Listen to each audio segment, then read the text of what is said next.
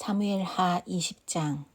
그 즈음에 불량배 한 사람이 그곳에 있었는데 그의 이름은 세바였다. 그는 비그리의 아들로서 베냐민 사람이었다. 그는 나팔을 불면서 이렇게 외쳤다. 우리가 다윗에게서 얻을 몫은 아무것도 없다. 우리가 이새의 아들에게서 물려받을 유산은 아무것도 없다. 그러니 이스라엘 사람들아, 모두들 자기의 집으로 돌아가자. 이 말을 들은 온 이스라엘 사람은 다윗을 버리고 비그리의 아들 세바를 따라갔다. 그러나 유다 사람은 요단강에서 예루살렘에 이르기까지 줄곧 자기들의 왕을 따랐다. 다윗은 예루살렘의 왕궁으로 돌아온 뒤에 예전의 왕궁을 지키라고 남겨둔 후궁 10명을 붙잡아서 방에 가두고 감시병을 두었다. 왕이 그들에게 먹을 것만 주고 더 이상 그들과 잠자리를 함께하지 않았으므로 그들은 죽을 때까지 갇혀서 생과부로 지냈다. 왕이 아마사에게 명령하였다. 장군은 유다 사람을 사흘 안에 모아 나에게 데려오고 그대도 함께 오시오. 아마사가 유다 사람을 모으러 갔으나 왕이 그에게 정하여 준 기간을 넘겼다. 그래서 다윗은 아비새에게 명령하였다. 이제 비그리의 아들 세바가 압살롬보다도 더 우리를 해롭게 할 것이오. 그러므로 장군은 나의 부하들을 데리고 그를 뒤쫓아 가시오. 혹시라도 그가 잘 요새화된 성읍들을 발견하여 그리로 피하면 우리가 찾지 못할까 염려되오.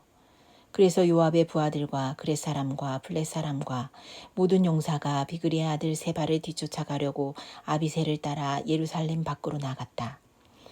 그들이 기브온의 큰 바위 곁에 이르렀을 때에 아마사가 그들의 앞으로 다가왔다. 요압은 군복을 입고 허리에 띠를 띠고 있었는데 거기에는 칼집이 달려있고 그 칼집에는 칼이 들어있었다. 요압이 나아갈 때에 칼이 빠져나와 있었다.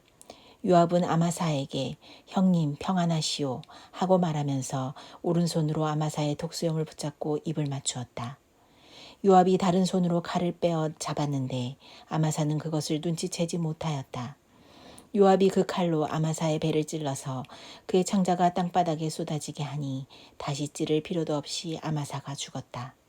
그런 다음에 요압은 자기 동생 아비새와 함께 비그리의 아들 세바를 뒤쫓아갔다. 그때에 요압의 부하 한 사람이 아마사의 주검 곁에 서서 외쳤다. 요압을 지지하는 사람과 다윗 쪽에 선 사람은 요압 장군을 따르시오. 그러나 아마사가 큰 길의 한가운데서 피투성이가 되어 있었으므로 지나가는 모든 군인이 멈추어 서는 것을 요압의 부하가 보고 아마사를 큰 길에서 들판으로 치워 놓았다. 그런데도 그 곁으로 지나가는 군인마다 멈추어 서는 것을 보고 요압의 부하가 아마사의 주검을 옷으로 덮어 놓았다. 그가 큰 길에서 아마사를 치우자 군인들이 모두 요압을 따라서 비그리의 아들 세바를 뒤쫓아갔다. 세바가 모든 이스라엘 지파 가운데로 두루 다니다가 아벨 지역과 벳마아가 지역과 베림의 온 지역까지 이르렀다. 그곳 사람들이 모두 모여서 그의 뒤를 따랐다. 요압을 따르는 군인들은 그곳에 이르러서 벳마아가의 아벨을 포위하고 세바를 치기 시작하였다. 그들이 성읍을 보면서 둔덕을 쌓으니 이 둔덕이 바깥 성벽의 높이만큼 솟아올랐다.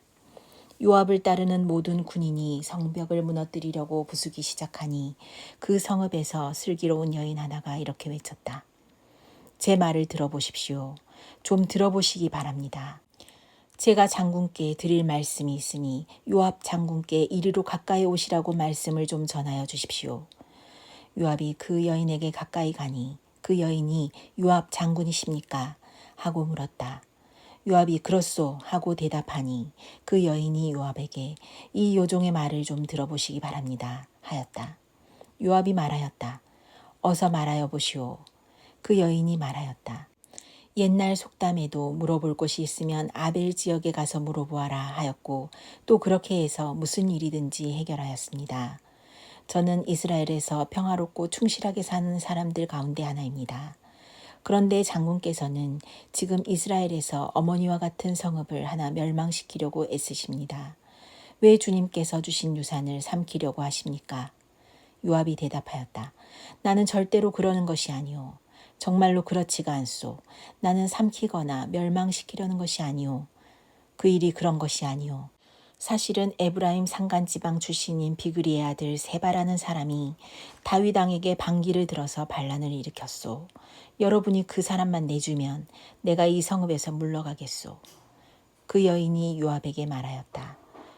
그렇다면 그의 머리를 곧 성벽 너머로 장군께 던져드리겠소. 그런 다음에 그 여인이 온 주민에게 돌아가서 슬기로운 말로 설득시키니 그들이 비그리의 아들 세바의 머리를 잘라서 요압에게 던져주었다.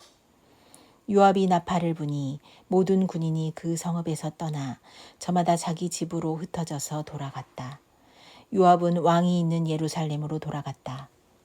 요압은 온 이스라엘의 군대 사령관이 되고 여호야다의 아들 브나야는 그렛 사람과 블렛 사람으로 이루어진 경원들의 지휘를 맡고 아도니람은 부역 감독관이 되고 아힐룻의 아들 여호사밧은 역사 기록관이 되고 스와는 서기관이 되고 사독과 아비아달은 제사장이 되고 야일 사람 이라는 다윗의 제사장이 되었다. 사무엘하 21장. 다윗 시대에 세 해 동안이나 흉년이 들었다. 다윗이 주님 앞에 나아가서 그 곡절을 물으니 주님께서 대답하셨다. 사울과 그의 집안이 기브온 사람을 죽여 살인죄를 지은 탓이다. 다윗은 기브온 사람을 불러다가 물어보았다. 기브온 사람은 본래 이스라엘 백성의 자손이 아니라 아모리 사람 가운데서 살아남은 사람들이며 이미 이스라엘 백성이 그들을 살려주겠다고 맹세하였는데도 사울은 이스라엘과 유다 백성을 편파적으로 사랑한 나머지 할 수 있는 대로 그들을 다 죽이려고 하였다. 다윗이 기브온 사람에게 물었다. 내가 당신들에게 어떻게 하면 좋겠소? 내가 무엇으로 보상을 하여야 주님의 소유인 이 백성에게 복을 빌어 주시겠소? 기브온 사람들이 그에게 말하였다. 사울이나 그의 집안과 우리 사이의 갈등은 은이나 금으로 해결할 문제가 아닙니다. 우리는 이스라엘 사람을 죽일 생각은 없습니다. 다윗이 그들에게 물었다. 그러면 당신들의 요구가 무엇이오? 내가 들어주겠소. 그들이 왕에게 말하였다. 사울은 우리를 학살한 사람입니다. 그는 이스라엘의 영토 안에서는 우리가 어느 곳에서도 살아남지 못하도록 우리를 몰살시키려고 계획한 사람입니다. 그의 자손 가운데서 남자 7명을 우리에게 넘겨주시기를 바랍니다. 그러면 주님께서 택하신 왕 사울이 살던 기브아에서 우리가 주님 앞에서 그들을 나무에 매달겠습니다. 왕이 약속하였다. 내가 그들을 넘겨주겠소. 그러나 다윗은 사울의 아들인 요나단과 그들 사이에 계시는 주님 앞에서 맹세한 일을 생각하여 사울의 손자요 요나단의 아들인 무비보셋은 아껴서 빼놓았다. 그 대신에 왕은 아야의 딸 리스바가 사울과의 사이에서 낳은 두 아들인 알모니와 무비보셋을 붙잡고 또 사울의 딸 메랍이 무홀라 사람 바르실레의 아들인 아드리엘과의 사이에서 낳은 아들 5을 붙잡아다가 기브온 사람의 손에 넘겨주었다. 기브온 사람이 주님 앞에서 그들을 산에 있는 나무에 매달아 놓으니 그 7이 다 함께 죽었다. 그들이 처형을 받은 것은 곡식을 거두기 시작할 무렵 곧 보리를 거두기 시작할 때였다.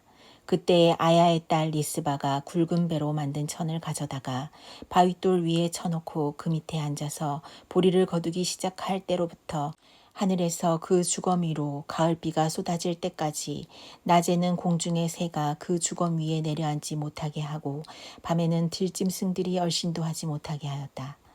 아야의 딸이며 사울의 첩인 리스바가 이렇게 하였다는 소문이 다윗에게 전해지니 다윗이 길르앗의 야베스로 가서 사울의 뼈와 그의 아들 요나단의 뼈를 그 주민에게서 찾아왔다. 블레셋 사람이 길보아 산에서 사울을 죽일 때에 블레셋 사람이 사울과 요나단의 시신을 벳산의 광장에 매달아 두었는데 거기에서 그 시신을 몰래 거두어간 이들이 바로 길르앗의 야베스 주민이다. 다윗이 이렇게 사울의 뼈와 그의 아들 요나단의 뼈를 거기에서 가지고 올라오니 사람들이 나무에 매달아 죽인 다른 사람들의 뼈도 모아서 사울의 뼈와 그의 아들 요나단의 뼈와 함께 베냐민 지파의 땅인 셀라에 있는 사울의 아버지 기스의 무덤에 합장하였다. 사람들이 다윗이 지시한 모든 명령을 따라서 그대로 한 뒤에야 하나님이 그 땅을 돌보아 주시기를 비는 그들의 기도를 들어주셨다. 블레셋과 이스라엘 사이에 다시 전쟁이 일어나서 다윗이 군대를 거느리고 내려가서 블레셋 사람과 싸웠다. 블레셋 사람과 싸우는 전투에서 다윗이 몹시 지쳐 있을 때에 거인족의 자손인 이스비브노비라는 사람이 300세겔이나 되는 청동창을 들고 허리에는 세 칼을 차고 다윗을 죽이려고 덤벼들었다. 그러자 스루야의 아들 아비새가 그 블레셋 사람을 쳐 죽이고 다윗을 보호하였다. 그런 다음에는 다윗의 부하들이 다윗에게 다시는 자기들과 함께 싸움터에 나가지 않겠다고 약속을 받고서 그에게 말하였다. 임금님은 이스라엘의 등불이십니다. 우리는 우리의 등불이 꺼지지 않도록 지키고자 합니다. 그 뒤에 다시 곱에서 블레셋 사람과 전쟁이 일어났다. 그때 후사 사람 시브게가 거인족의 자손인 삽을 쳐 죽였다. 또 곱에서 블레셋 사람과 전쟁이 일어났다. 그때 베들레헴 사람인 야레오르김의 아들 엘하난이 가드 사람 골리앗을 죽였는데 골리앗의 창자루는 배틀 앞다리 같이 굵었다. 또 가드에서 전쟁이 벌어졌을 때에 거인이 하나 나타났는데 그는 손가락과 발가락이 6개씩 모두 24이었다. 이 사람도 거인족의 자손 가운데 하나였다. 그가 이스라엘을 조롱함으로 다윗의 형 삼마의 아들 요나단이 그를 쳐 죽였다. 이 네 사람은 모두 가드에서 태어난 거인족의 자손인데 다윗과 그 부하들에게 모두 죽었다.